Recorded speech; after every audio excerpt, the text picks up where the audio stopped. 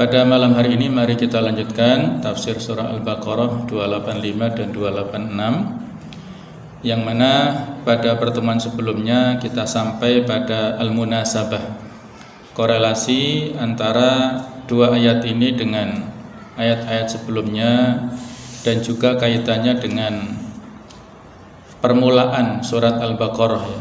Jadi dua ayat ini adalah menjadi penutup dari surat Al-Baqarah, kaitannya dengan awal ya di surat Al-Baqarah ya, sudah kita bahas. Kemudian pada kesempatan ini kita akan membahas tentang fadlu hataini al-ayataini, keutamaan atau fadilah dua ayat yang mulia ini. Warada fi sunnati nabawiyah, telah terdapat pada hadis Nabi ahadits katsirah, hadis-hadis yang banyak, tusyiru ila fadail hataini al-ayataini, yang memberikan isyarat, memberikan petunjuk kepada keutamaan-keutamaan, fadilah-fadilah tentang dua ayat ini.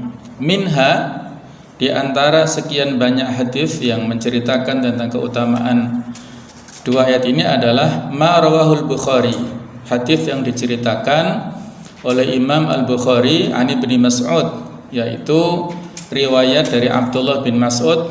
Qala, beliau mengatakan, qala Rasulullah sallallahu alaihi wasallam, telah bersabda Rasulullah sallallahu alaihi wasallam, man qara'a bil ayataini, barang siapa yang membaca dua ayat min akhiri suratil Baqarah, pada akhir surat Al-Baqarah, fi lailatin, pada suatu malam, kafatahu, maka kedua ayat ini memberikan kecukupan kepadanya.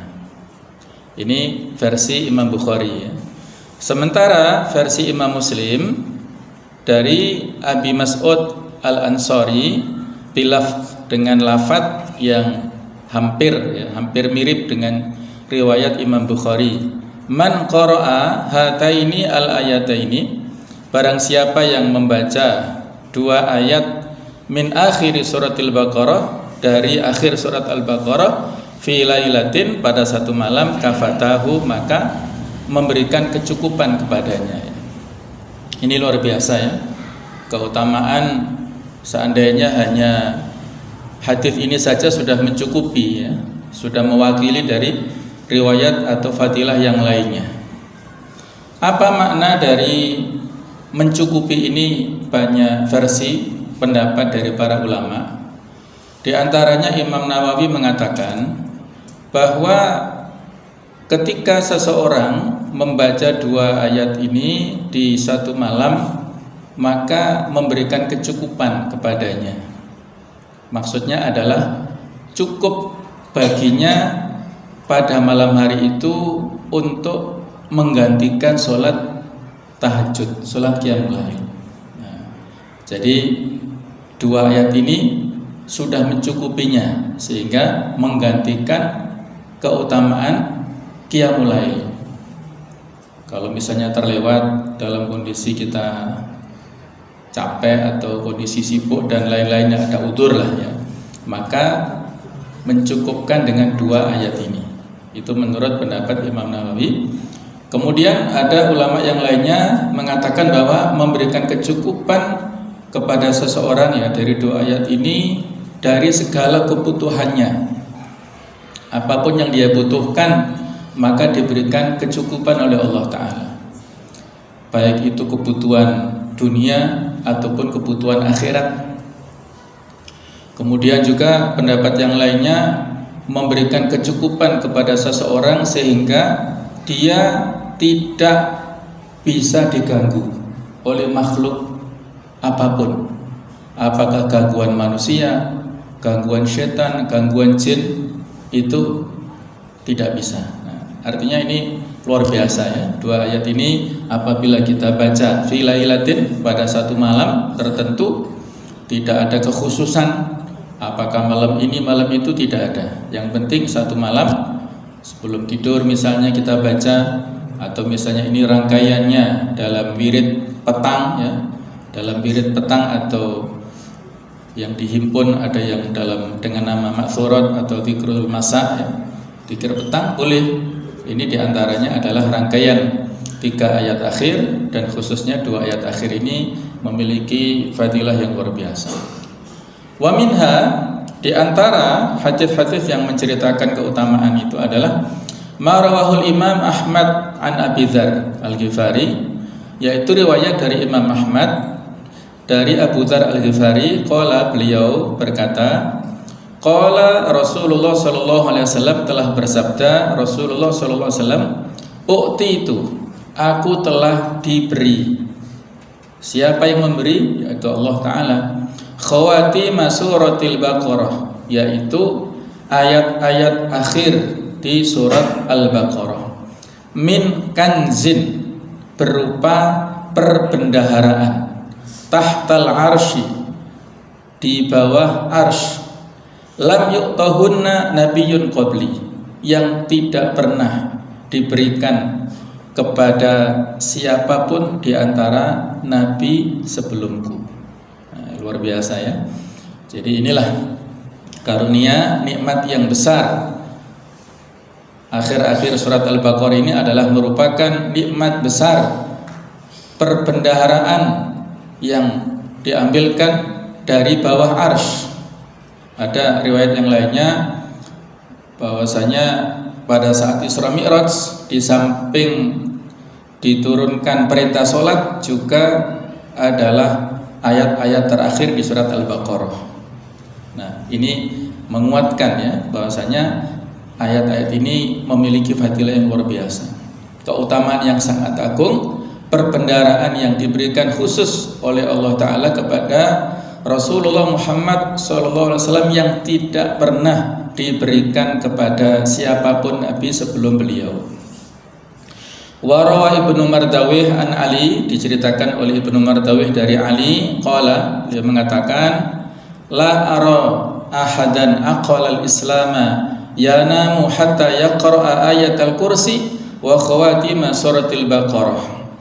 Aku tidak melihat ada seorang pun yang dia ini memahami Islam, faham tentang Islam, kemudian satu saat dia tidur, sehingga dia sebelum tidur itu membaca ayat kursi dan ayat-ayat akhir di surat Al-Baqarah. Fa innaha min kanzin, nah, maka sesungguhnya akhir ayat Al-Baqarah kemudian itu adalah min kanzin u'tihi nabiyikum sallallahu alaihi wasallam, sama artinya dengan sebelumnya, berupa perbendaharaan yang telah diberikan kepada nabi kalian Muhammad sallallahu alaihi wasallam min tahtil arsy, dari bawah arsy. Kemudian riwayat yang berikutnya tentang fadilah akhir surat Al-Baqarah, yaitu 2 akhir ini, 2 ayat akhir. Wa minha, diantaranya ma rawahu Muslim, riwayat dari Imam Muslim an Ibnu Abbas, dari Abdullah bin Abbas, qala, beliau berkata, baina Rasulullah SAW wa indahu Jibril, pada saat Rasulullah SAW didampingi oleh malaikat Jibril bersama dengan kami. Pada saat itu Rasulullah bersama dengan para sahabat, dan di sampingnya ada malaikat Jibril. Itsami'a naqildan fauqahu, tiba-tiba terdengar suara pintu yang terbuka di atasnya, jadi seperti suara pintu yang terbuka. Farafa'a Jibril basarahu ila sama, maka Jibril mengangkat pandangannya melihat ke atas langit. Faqala, maka beliau berkata, hadza babun qad futiha minas sama, ini adalah pintu yang telah dibuka dari langit. Ma futiha qattu, yang sebelumnya tidak pernah dibuka, baru pada saat itu. Qala, nah, maka diceritakan dalam hadis ini, fanazala minhu malakun, maka turunlah dari pintu yang terbuka itu 1 malaikat. Fa'atan nabiyya sallallahu alaihi wasallam, maka 1 malaikat ini mendatangi Nabi Muhammad sallallahu alaihi wasallam. Faqala lahu, maka malaikat ini berkata kepada beliau, abshir binuraini qad utitahuma, aku, atau bergembiralah, bergembiralah engkau wahai Muhammad dengan adanya dua cahaya yang telah diberikan kepada engkau, dua cahaya. Lam yu'tahuma nabiyyun qablaka, yang tidak pernah diberikan kepada satu nabi pun sebelummu, yaitu Fatihatul Kitab, surah Al-Fatihah, wa khawatim surah Al-Baqarah, dan akhir surah Al-Baqarah. Lan taqra harfan minhuma illa utitahu, tidaklah engkau membaca satu huruf darinya kecuali engkau diberikannya, artinya diberikan keutamaan ya yang ada di masing-masing surat ini, baik itu surah Al-Fatihah ataupun ayat-ayat terakhir di surat Al-Baqarah. Satu huruf yang kita baca maka kita diberikan keutamaan yang sangat banyak dari Allah Subhanahu wa ta'ala ya. Itulah jamaah sekalian, di antara sekian banyak riwayat yang memberikan informasi kepada kita betapa agungnya, betapa mulianya akhir-akhir surat Al-Baqarah, sehingga mari bersama kita rutinkan, kita jadikan wirid harian, wirid setiap malam ya, bacaan dua akhir di surat Al-Baqarah ini pada saat kita dalam kondisi-kondisi tertentu ya. Bisa juga kita baca pada saat kita menempati tempat yang baru, karena kalau kita menempati tempat atau rumah yang baru kadang-kadang ada yang merasa terganggu ya. Idealnya kita baca surah Al-Baqarah secara penuh, karena kalau kita baca surah Al-Baqarah ya satu rumah yang dibacakan surat Al-Baqarah maka akan terjauhkan ya dari setan, dari segala gangguannya.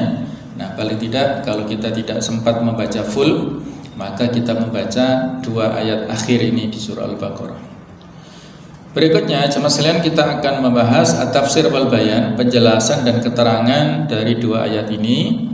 Akhbarallahu ta'ala an-nabiy sallallahu alaihi wasallam wa 'anil mu'minin. Allah menceritakan, mengabarkan tentang nabinya dan tentang orang-orang yang beriman. Bil iman bi usulil i'tiqad, yaitu tentang keimanan kepada asas-asas akidah, asas-asas keimanan.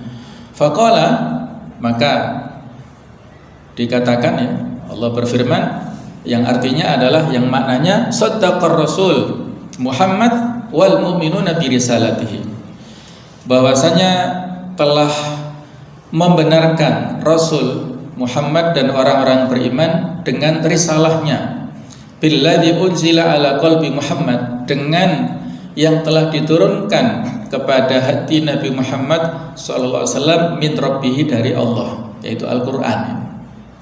Minal aqaid wal ahkam, berupa akidah-akidah dan hukum-hukum, tasdiqa yakinin wa tmi'nanin, dalam bentuk sebuah keyakinan, pernyataan keyakinan yang menenangkan ya. Jadi tasdik, yakin ini sebenarnya maknanya sama ya, pembenaran yang memiliki unsur keyakinan dan ketenangan.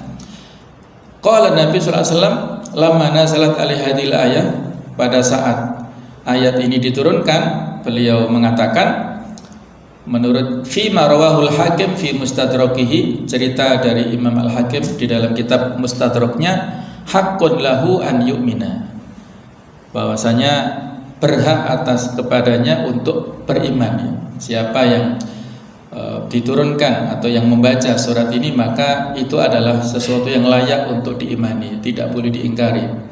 Kullun minhum, semuanya, baik itu Rasul Muhammad SAW kemudian orang-orang beriman, amana biwujudillah wa wahdaniyatihi wa tamami hikmatihi fi khalqihi, semuanya mengimani tentang keberadaan Allah, tentang kemahaesaan Allah Ta'ala, tentang kesempurnaan hikmahnya pada penciptaannya.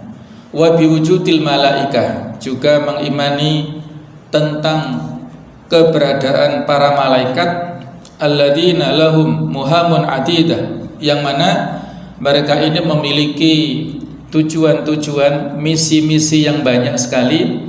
Minha, diantaranya tujuan atau misi dari para malaikat adalah as-sifaratu bil wahyi bainallah wa rasulihi, atau wa rusulihi. Jadi menjadi duta, menjadi perantara untuk menyampaikan wahyu antara Allah dan Rasulnya.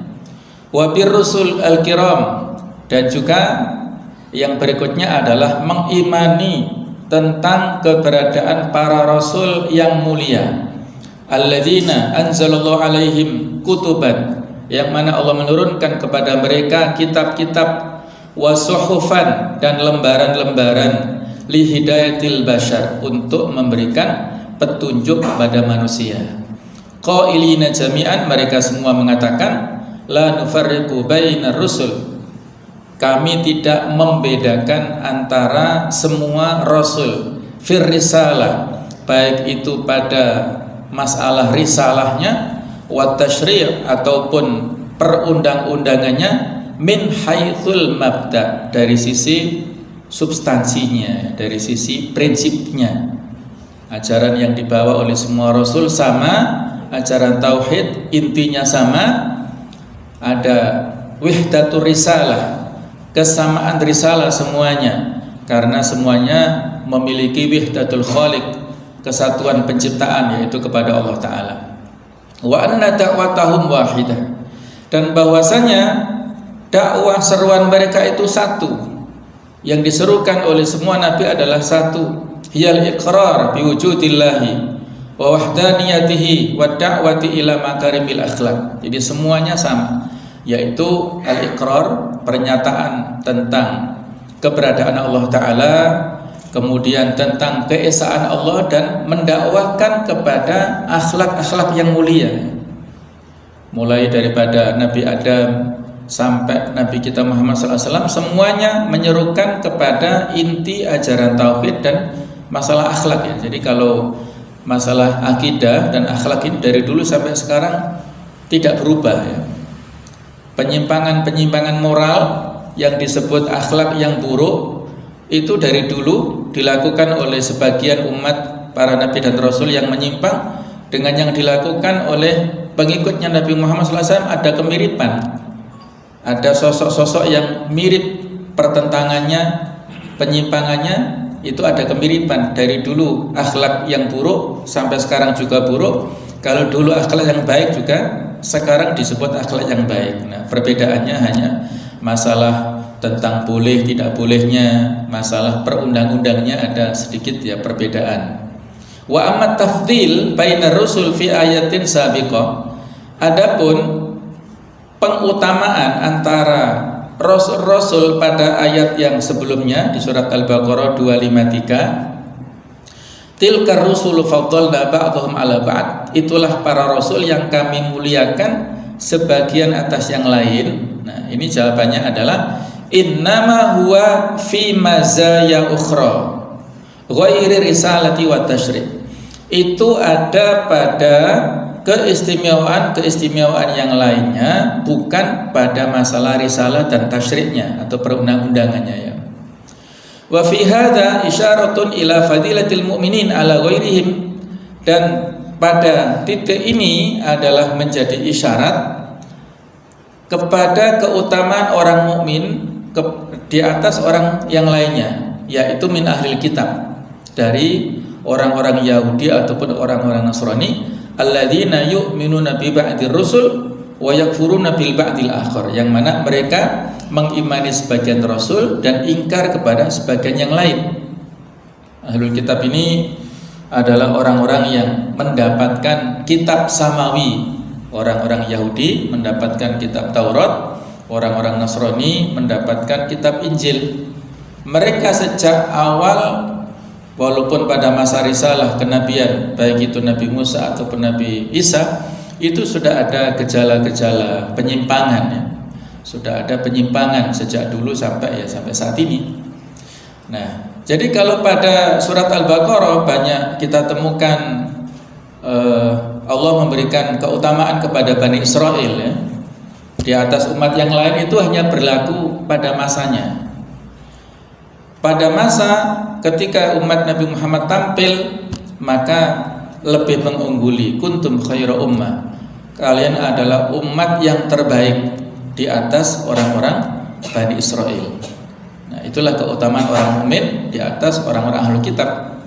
Jadi sekali lagi, bahwa semua rasul itu kita tidak beda-bedakan. Perbedaannya hanya dari sisi tertentu ya. Ada yang disebut di antara sekian rasul ya, itu disebut Abul Anbiya. Nah, bapaknya para nabi. Siapa Pak yang memiliki julukan Abul Anbiya?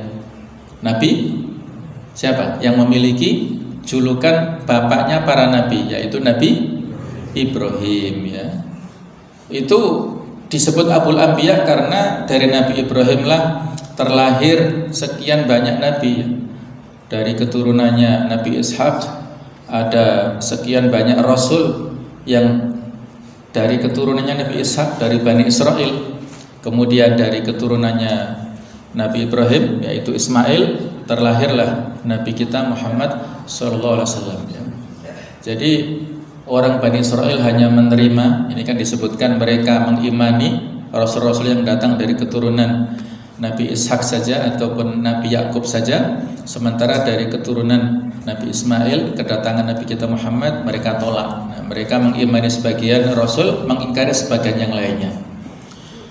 Kemudian dari sekian banyak nabi dan rasul ada ulul azmi, rasul-rasul yang memiliki azam ya, kemauan yang kuat, tekad yang kuat, memiliki banyak sekali ujian dan rintangan, mereka bisa menghadapi, menyelesaikan, yaitu 5 rasul ulul azmi, mulai dari Nabi Nuh ya, kemudian Nabi Ibrahim, Nabi Musa, Nabi Isa dan Nabi kita Muhammad sallallahu alaihi wasallam ya. Ini bukan berarti yang di luar 5 lebih rendah derajatnya, bukan ya. Ini hanya ada sisi-sisi yang menonjol tertentu ya, di antara yang lainnya. Wa qalal mu'minun, dan berkatalah orang-orang beriman, ballaghona ar-rasulu bil wahyi, telah menyampaikan rasul itu kepada kami dengan wahyu. Fasami'na, maka kita atau kami mendengar al-qaula, perkataan itu, sima atadabburin, pendengaran yang ada unsur penghayatan, wa fahmin dan pemahaman, wa qabulin dan menerima, wa ta'nal awamir dan kita mentaati perintah-perintah, ita'ata id'anin wa inqiyadin, sebuah ketaatan yang memiliki unsur ketundukan dan penyerahan diri total ya kepada Allah Ta'ala. Mu'taqidina, mereka barengi dengan keyakinan, anna kulla amrin wa nahyin innama huwa li sa'ati dunya wal akhirah, bahwasanya setiap perintah dan larangan itu mengandung unsur yang bisa menjadikan kita itu mendapatkan kebahagiaan dunia dan akhirat. Nah, ini penting ya. Jadi setiap perintah dan larangan, aturan dari Allah Ta'ala pasti akan mengantarkan seseorang kepada kebahagiaan dunia dan akhirat. Kalau kita ingin bahagia fid dunya hasanah wa fil akhirati hasanah, maka ikut itu perintahnya Allah, kita ikuti, kita taati, larangannya apa kita jauhi. Ya, itulah kunci kebahagiaan, kesuksesan dunia dan akhirat.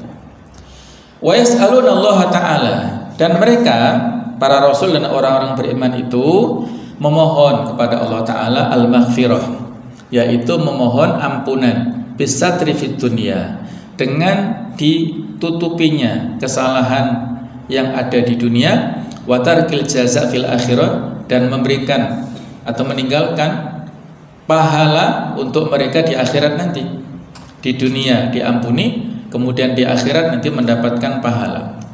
Fa antal mutasarrif fi umurina, engkau ya Allah zat yang maha memberikan segala macam takdirnya pada urusan-urusan kami. Wa ilaikal marja'u wal ma'ab, dan kepadamu lah ya Allah tempat kembali serta tempat menyandarkan segala urusan kami. Fataf'alu fina ma tasha', maka engkau melakukan kepada kami apapun yang kau kehendaki. Qala Jibril, telah berkata Jibril, innallaha qad ahsana tsana 'alaika wa 'ala ummatika, sesungguhnya Allah telah memberikan pujian yang sangat bagus kepada wahai Muhammad, wa 'ala ummatika, dan juga kepada umatmu. Jadi banyak sekali ya ayat-ayat yang memberikan pujian kepada Rasul sallallahu alaihi wasallam dan kepada umat Islam. Kalau kepada beliau ada di surat Asy-Syarah, itu Allah berfirman wa rafa'na laka dzikrak, dan Allah wa rafa'na, ya kami, kata Allah, mengangkat laka untukmu dzikraka, penyebutanmu. Itu maksudnya adalah banyak di antara ayat-ayat Al-Qur'an ketika Allah menyebut dirinya maka dilanjutkan dengan menyebut Rasulnya. Itu banyak sekali. Misalnya surat An-Nisa ayat 59, ya ayyuhalladzina amanu atiullaha wa atiur rasul. Nah, taatlah kepada Allah dan taatlah kepada Rasul. Atau ayat yang lainnya wa may yuti'illah wa rasulahu. Jadi ketika disebut nama Allah, disebut nama Rasulnya, ini berarti ada pengangkatan derajat Rasul kita ya. Dan disebutkan secara berurutan dengan nama Allah Subhanahu wa taala. Surat Al-Duha itu juga menyebutkan banyak nikmat kepada Nabi kita Muhammad sallallahu alaihi wasallam. Ma wadda'aka rabbuka wa ma qala walal akhiratu khairul laka min ula wala sawfa yu'tika fatarda alam yajidka yatiman fa'awa wa wajadaka dhalam fahada wa wajadaka a'ilam fa'aghna fa ammal yatima fala taqhar wa amma sa'ila fala tanhar wa amma bi ni'mati rabbika fahaddits. Jadi nikmat Allah yang sangat banyak itu hendaklah diekspresikan, ya, dinyatakan. Nah, itu menunjukkan nikmat yang sangat banyak kepada Nabi kita Muhammad SAW ya, dalam banyak ayat. Jadi Allah telah memberikan pujian kepada Nabi Muhammad dan kepada umat Nabi Muhammad. Yang tadi umatnya Nabi Muhammad adalah kuntum khaira ummah. Kemudian ayat yang lainnya wa kadzalika ja'alnakum ummatan wasata litakunu syuhada 'alan nas wa yakuna rasulu 'alaikum syahida. Itu juga pujian untuk umat Nabi Muhammad ya. Jadi ketika nanti Nabi Nuh bersama dengan umatnya itu datang di pengadilan Allah Subhanahu wa taala. Kemudian Allah bertanya kepada Nabi Nuh, wahai Nabi Nuh, apakah engkau telah menyampaikan risalah tauhid kepada umatmu? Kata Nuh, sudah ya Allah, sudah aku sampaikan semuanya. Kemudian dikonfrontasi kepada umatnya, apakah betul Nabi Nuh itu menyampaikan risalah kepada kalian? Umatnya mengingkari, belum ya Allah, belum menyampaikan. Nah, jadi mereka lupa ya, ataupun nggak mengakui tentang risalah yang telah disampaikan, sehingga seolah-olah mereka ingin dispensasi, ada peluang untuk kufur gitu. Maka Allah bertanya, siapa yang menjadi saksimu wahai Nabi Nuh? Kata Nabi Nuh, Muhammad wa ummatuhu. Yang menjadi saksi adalah Nabi Muhammad dan umatnya. Maka diterima pernyataan itu oleh Allah Ta'ala. Nabi Muhammad dan umatnya walaupun datang jauh setelah Nabi Nuh, tetapi bisa menjadi saksi bahwasanya umat Nabi Nuh telah disampaikan risalah oleh nabinya, oleh rasulnya. Artinya kekafiran mereka tidak bisa ditolerir lah. Seperti itu. Itu menunjukkan keutamaan umat kita ya, kita semuanya insyaallah. Jadi Jibril mengingatkan kepada Rasulullah Muhammad SAW tentang kedudukan yang mulia seperti itu. Maka saran dari Jibril, fasal tu'tihi. Sal bimana is'al ya. Tanyakanlah, mintalah kepada Allah, maka akan diberikan kepadamu ya. Engkau akan mendapatkan apa yang kamu minta. Fasa'ala ya, maka beliau minta ini. Ayat di akhir Al-Baqarah ini permintaan Rasulullah, la yukallifullahu nafsan illa wus'aha ila akhiril ayat. Itu adalah permohonan dari Rasulullah yang akhirnya dikabulkan oleh Allah Subhanahu wa taala. La yukallifullahu ahadan fawqa taqatihi. Allah tidak membebani kepada seorang pun di atas kemampuannya. Wa hadza min lutfihi ta'ala. Ini adalah termasuk di antara kelembutan Allah, warafatihi bihim, dan rahmat Allah, kasih sayang Allah kepada kita semuanya. Wa hadhil ayat, dan ayat inilah yallati awdahat, yang telah memberikan penjelasan li sahabati kepada para sahabat, ma asfaqu minhu, sesuatu yang mereka merasa berat sebelumnya ya. Jadi sudah kita sampaikan pada saat turun ayat 284-nya, para sahabat merasa berat ya. Wa in tubdu ma fi anfusikum aw tukhuhu yuhasibukum bihillah. Apabila kalian menyatakan apa yang ada pada diri kalian atau kalian sembunyikan, itu ada hisabnya di sisi Allah. Nah, ini para sahabat merasa berat. Ayat annahu ta'ala. Nah, penjelasannya adalah bahwasanya Allah Ta'ala wa in hasaba wa sa'ala, walaupun Allah menghitung dan bertanya, lakin la yu'adzib, akan tetapi Allah tidak mengazab. Illa bima yamliku syakhsu daf'ahu, kecuali terhadap sesuatu yang seseorang sebenarnya mampu untuk menolaknya.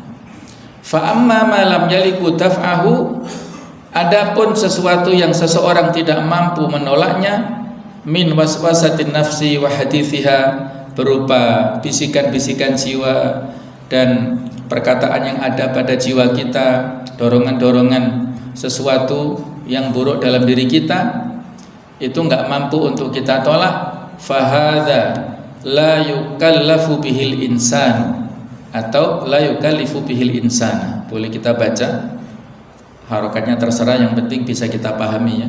Maka ini tidak memberikan beban kepada manusia. Ilman, perlu diketahui bi anna karahiyata waswasati su' minal iman, bahwasanya kebencian kepada bisikan keburukan itu adalah merupakan bentuk keimanan. Jadi jemaah sekalian, ini isinya penting ya untuk kita fahami, bahwasanya Allah Ta'ala Maha tahu tentang apa yang ada pada hati kita.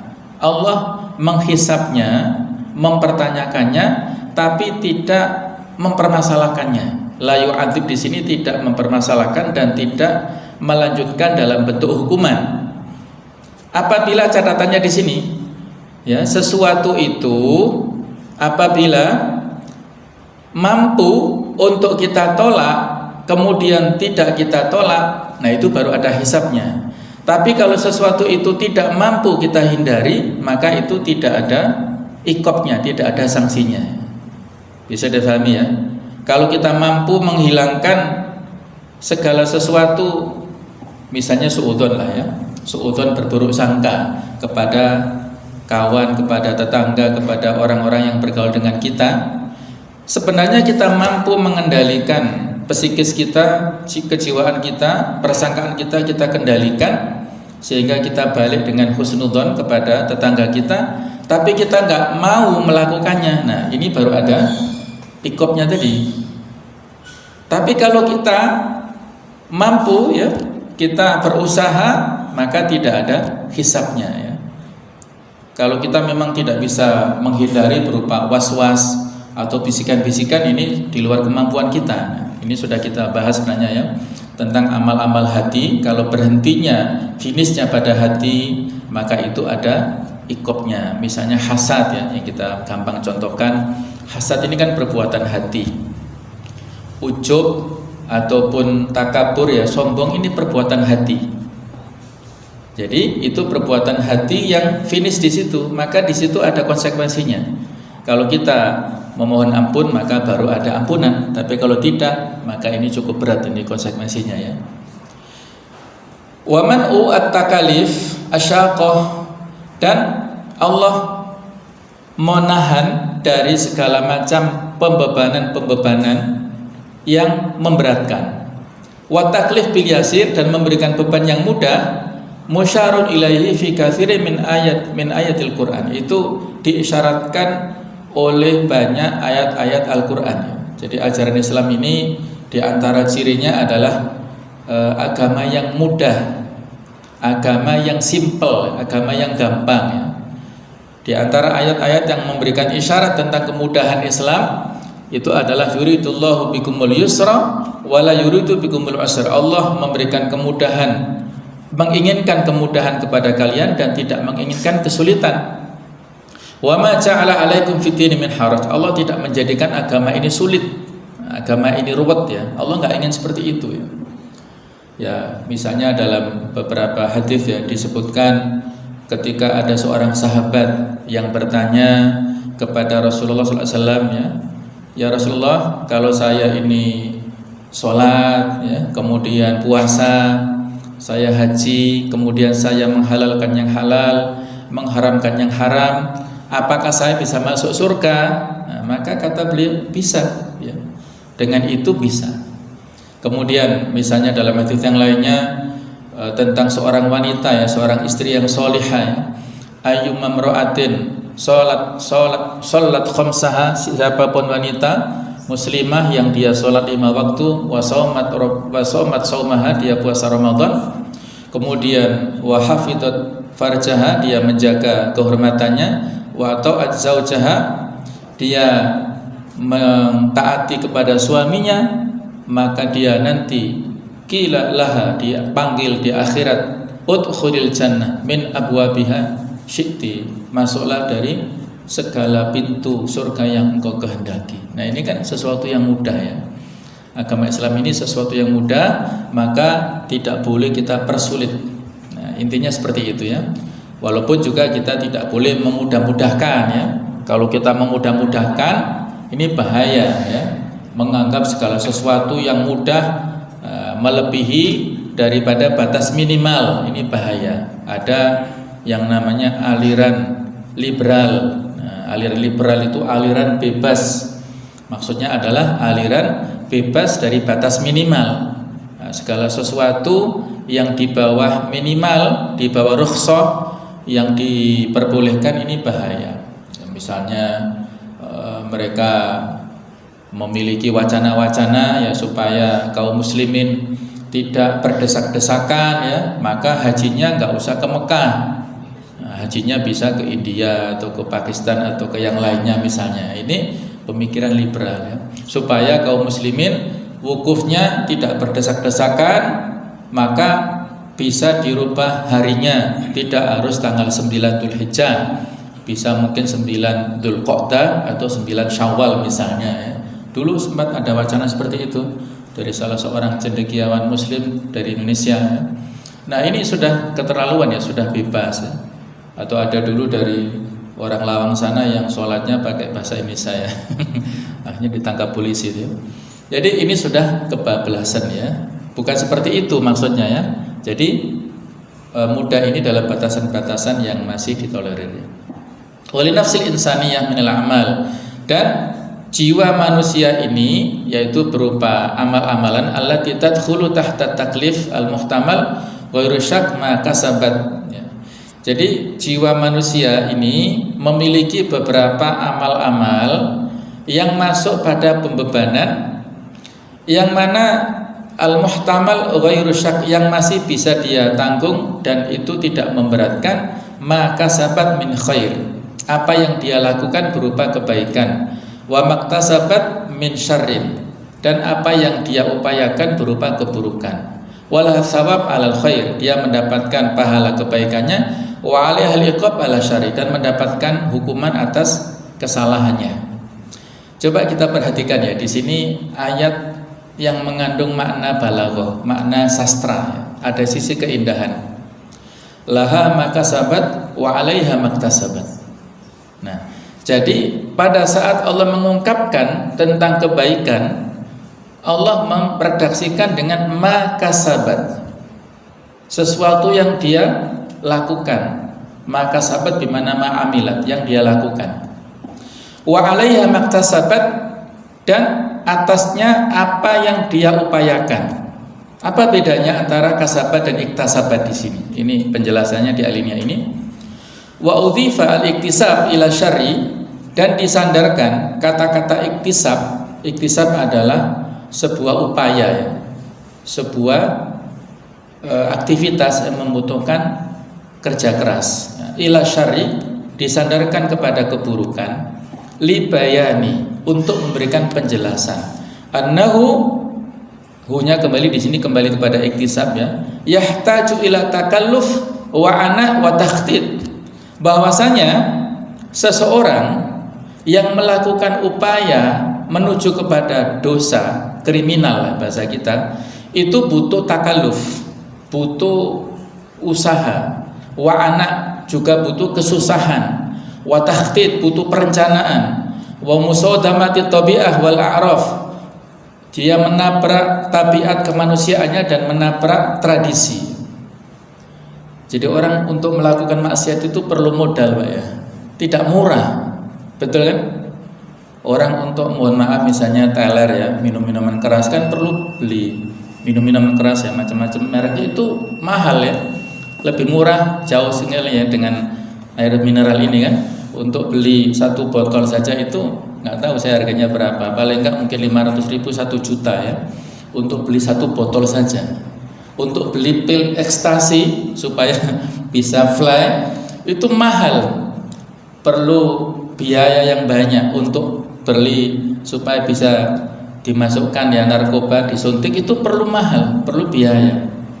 Apalagi untuk yang lain-lainnya, kemaksiatan ya, pergi ke, kalau dulu ada Hotel Alexis misalnya di Jakarta ya, yang ditutup oleh Gubernur Anies, itu perlu biaya yang mahal, mungkin satu malam itu bisa puluhan juta habis. Tarifnya untuk tidur dengan seorang wanita bisa puluhan juta, perlu biaya. Itu namanya iktisab ini ya.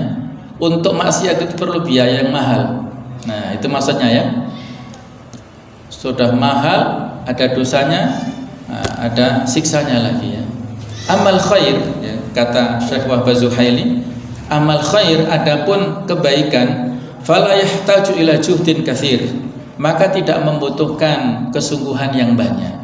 Li'annahu mimma auta'allahu fi tab'il insan, karena itu sudah diwariskan, diberikan Allah pada tabiat kemanusiaannya.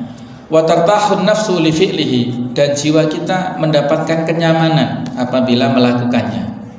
Wa la yahtaju ila hadar wa tadbir, tidak membutuhkan kehati-hatian. Kita mau ke masjid, saya malu nanti dilihat tetangga, kan nggak begitu ya. Mosok mau ke masjid aja mengendap-endap ya, kecuali kalau mau mencari kota infak ya. Kalau ke masjid untuk sholat jamaah nggak ada yang kita ragukan.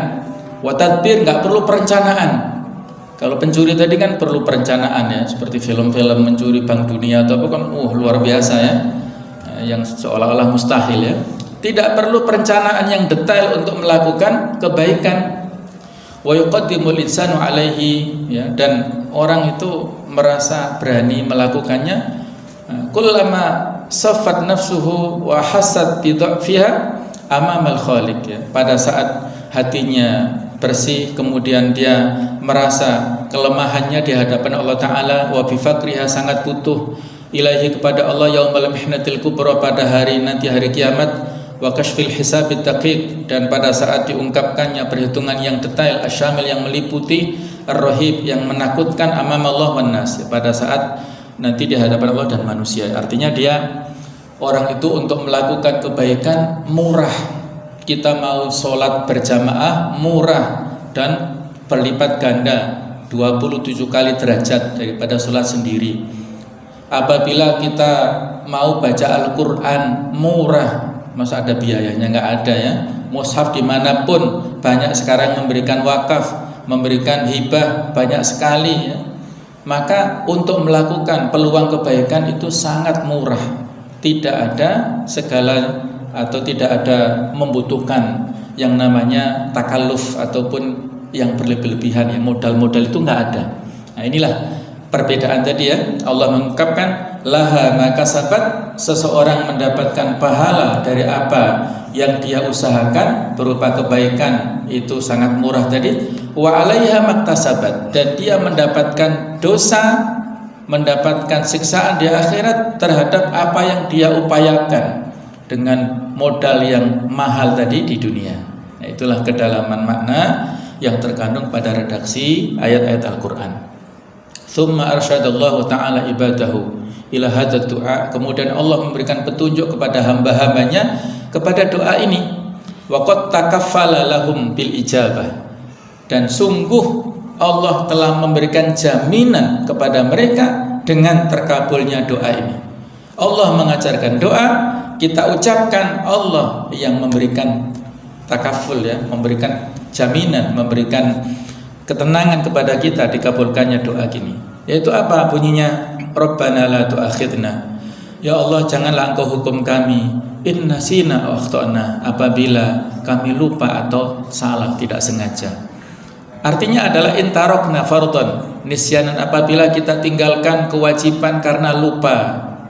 ya karena misalnya sholat lupa rakaatnya, misalnya karena kesibukan lupa, itu kita berdoa di sini supaya tidak ada hukuman. Au fa'alna haraman nasina, atau kita melakukan yang haram karena lupa. Au akhtana as-shawab, atau kita salah dalam memilih sebuah kebaikan ya. As-shawab itu sesuatu yang tepat, yang benar fil amal dalam pekerjaan, jalan karena kita tidak tahu tentang ilmu masalah itu. Minna dari kita, biwajhi asyari, yaitu dalam bentuk sesuai dengan pandangan syariat. Kita belum memiliki ilmu tentang itu.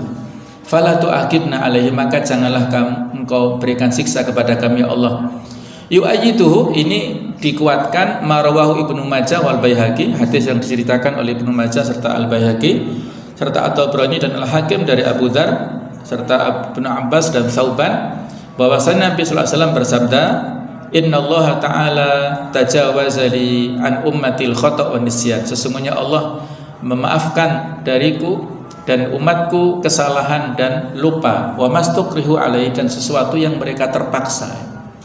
Kalau mereka terpaksa, maka tidak ada iqab, tidak ada sanksi, sebagaimana dulu kisah Ammar bin Yasir yang terpaksa mengatakan, memberikan pujian kepada Hubal. Hubal itu berhala yang disembah-sembah pada zaman Quraisy sana, karena ayahnya sudah dibunuh, ibunya sudah dibunuh. Ketika diperintahkan oleh orang Quraisy mengatakan Hubal saja nggak mau, tidak mau, murtad intinya.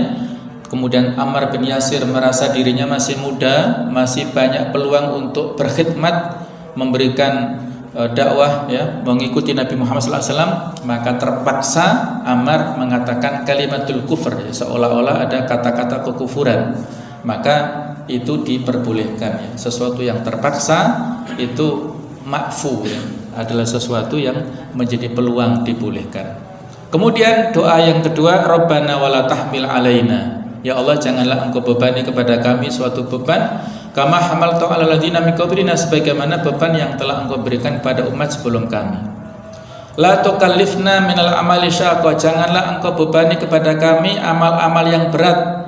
Wa in ataqnaha, ya, yang memberatkan kepada kami. Kama kallafta al-umam al-madiyah, sebagaimana engkau telah membebani umat sebelum kita. Ka Bani Israel ya, seperti Bani Israel yang sudah kita singgung, alladzina kana taubatuhum biqatli ta'ib nafsahu, yang mana taubat mereka diterima Allah Ta'ala kalau orang yang bertobat bunuh diri. Wa ijabi rub'il mal, kewajiban membayar zakat itu seperempat ya, 25% dari hartanya. Wa qad imaudhi'in najasati min thawbi idza tanajjasa, dan memotong pakaian atau tempat tertentu yang ada najisnya itu dipotong baru bersih, tidak cukup hanya dibersihkan ya. Itulah keberatan yang diberikan kepada umat Bani Israel. Amma risalatun Nabi, adapun risalah Nabi itu ada takhfifnya, keringanan, wa taisir, kemudahan, wasamaha, toleransi, wasuhula, dan kemudahan. Karena Nabi kita adalah Nabi yang rahmat, yang diberikan kepada umat semuanya, rahmatan lil alamin. Diceritakan dalam hadis, bu'ithul bil hanafiyati samha, aku diutus membawa agama yang hanif, agama yang lurus, serta agama yang toleran. Doa ketiga adalah Rabbana wala tuhammilna, ya Allah janganlah engkau membebani kami ma la taqata lana, sesuatu yang tidak mampu kita pikulnya. Taklif, musibah, ujian ya, itu fala tabtalina, janganlah engkau uji kami bima la qudrata lana, dengan sesuatu yang kami tidak mampu, minal fitan, berupa ujian-ujian. Wa'fu anna, maafkanlah kepada kami, fima bayyana wa bainaka mimma ta'lamuhu min taksirina wa zalalina ya, sesuatu yang terjadi antara aku dan engkau ya Allah, sesuatu yang engkau ketahui berupa kekurangan-kekurangan kami, itu maafkanlah. Waghfir lana, kemudian ampunilah untuk kami, antara aku dan engkau ya Allah, dari dosa-dosa kami, aib-aib kami. Kemudian warhamna, yaitu berikanlah rahmat kepada kami, fima yastakbilu, terhadap apa yang kita hadapi nanti di kemudian hari. Fa'janibna bitaufiqika, maka jauhkanlah kami dengan petunjukmu, al-buku fi dzambin akhar, pada dosa yang lainnya. Jamaah sekalian, ini terakhir ya, Wa yulahat, coba kita perhatikan tentang keterkaitan antara doa kita itu dengan 3 isi doa tadi ya, dengan kata-kata yang 3 sesudahnya ini. Anna atamal mu'akhad alal nisyan wal khata' yastadbi'u al afwa. Bahwasanya tidak adanya sanksi dari yang lupa serta kesalahan itu memberikan konsekuensi maaf. Jadi Rabbana la tu'akhidna dan seterusnya, itu konsekuensinya adalah wa'fu anna, seperti itu. Kemudian isi doa yang kedua, wala tahmil alaina isran, itu yastaujibul maghfirah. Konsekuensinya, dampaknya adalah waghfir lana, adalah maghfirah. Kemudian isi doa yang ketiga, Rabbana la tuhammilna, itu konsekuensinya adalah warhamna, ini berikanlah rahmat kepada kami. Nah, jadi ada keindahan yang luar biasa yang ada pada doa ini ya. Allah mengajari kita berdoa dan Allah menjamin terkabulnya doa ini. Anta maulana, engkaulah zat yang melindungi kami, segala urusan kami ada padamu ya Allah. Kemudian fansurna alal qaumil kafirin, maka berilah kemenangan kepada kami atas orang-orang kafir ya, yang ingkar terhadap risalah Islam ya. Setelah membaca doa ini kesaksian Mu'ad radhiyallahu anhu, idza faragha min hadhihi surah, kebiasaan Mu'ad bin Jabal ketika selesai membaca surat ini dengan membaca kata-kata amin, semoga Allah mengampuni mengabulkan ya, karena isi ayatnya adalah tentang doa. Kemudian ketika dalam riwayat disebutkan ketika Rasulullah SAW membaca ini, maka Allah menjawab na'am, betul ya, qad fa'altu, aku telah melakukannya. Artinya sudah diberikan jaminan oleh Allah Subhanahu wa taala. Baiklah jemaah sekalian, saya kira cukup untuk kesempatan ini. Mudah-mudahan bisa kita fahami dan bisa menjadi ilmu yang manfaat kepada kita semuanya. Mudah-mudahan kita senantiasa diberikan istiqomah dalam kebaikan, kebenaran sampai akhir hayat, sehingga kita bisa husnul khatimah, dan insyaallah mudah-mudahan kita dikumpulkan di surganya Allah Subhanahu wa taala. Mohon maaf atas segala kekhilafan. Subhanakallahumma bihamdik, asyhadu an la ilaha illa anta, astaghfiruka wa atubu ilaik. Wassalamualaikum warahmatullahi wabarakatuh.